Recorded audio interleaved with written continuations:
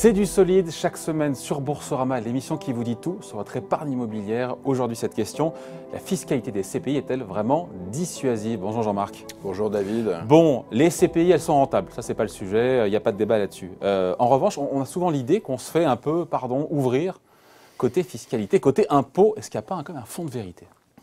Je pense qu'il y a beaucoup de fantasmes. C'est vrai que la fiscalité est un sujet important pour les Français.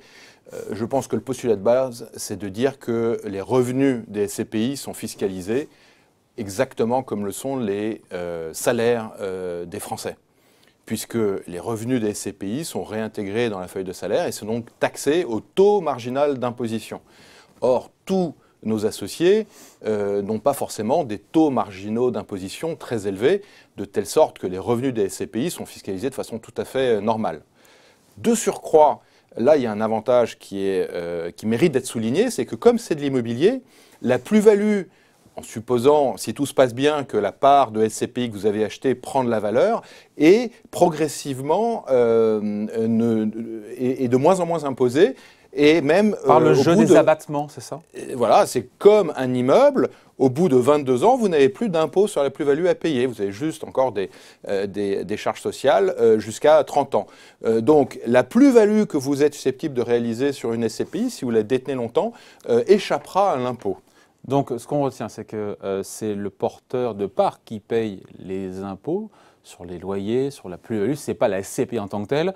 Sur la partie rendement, qu'on touche quoi, trimestriellement, semestriellement, annuellement? C'est trimestriellement et il faut compter entre 4,7 et 5,1 de rendement annuel. Voilà, et en tant que contribuable derrière, je répète, mais c'est pour être sûr qu'on ait bien compris, on est à la tranche marginale, donc ça peut être du 15, du 30 ou du 40 et quelques. Exactement. Voilà. Alors, cela étant, il y a aussi un moyen de réduire cet impôt, et c'est souvent le cas parce que les SCPI se prêtent tout à fait, et c'est même plutôt conseillé, à un achat en s'endettant, comme on le fait par exemple pour acheter un immeuble, un appartement locatif.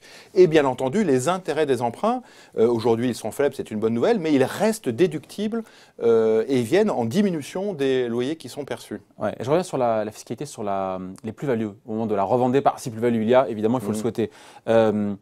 Encore une fois, on est soumis au même barème que quand on achète de l'immobilier pour investir. C'est exactement la même chose que si on achetait c'est ni mieux ni moins bien, c'est pareil. C'est de la pierre papier, c'est de l'immobilier, donc c'est soumis aux règles d'imposition de l'immobilier. Et il y a un dernier point, David, si vous me permettez, que j'aimerais citer, c'est que les SCPI, on peut les souscrire à l'intérieur de contrats d'assurance vie. Ah, je vais y venir, il m'a devancé. Non, mais désolé. Non, mais c'est ça le sujet, c'est-à-dire que derrière, au final, si on peut se faire ouvrir, eh ben, on le met dans un contrat d'assurance vie. Sauf que derrière, il y a les frais de gestion du contrat aussi, donc il ne faut pas non plus. Alors, il faut faire son petit calcul. Ouais. Si on est fortement imposé, on gagne plus à échapper partiellement à l'impôt à l'intérieur du contrat d'assurance vie que ce que coûte le contrat d'assurance vie. Donc voilà, il faut se creuser la tête et faire ces petits calculs. Il faut faire un peu de maths. Allez, merci beaucoup Jean-Marc. Merci David. Et rendez-vous la semaine prochaine pour un nouveau numéro de C'est du solide sur Boursorama.